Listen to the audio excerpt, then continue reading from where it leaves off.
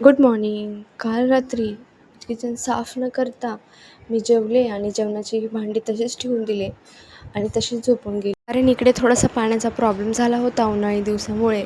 असं होतं कधी कधी आणि त्यामुळे मग पिण्यासाठीही पाणी उरलेलं नव्हतं काल रात्री. मग मी भांडी आणि ते सगळं काम तसंच ठेवलं आणि तशीच झोपून गेले.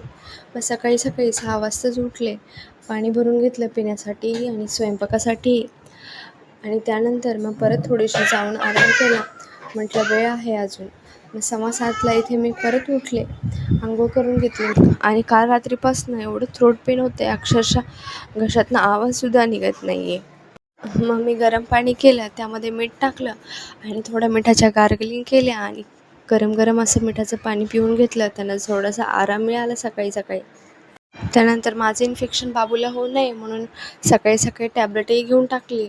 त्यानं जरा अजून फरक पडला आणि आणि मग इकडे मी माझ्या स्वयंपाकाच्या तयारीला लागले.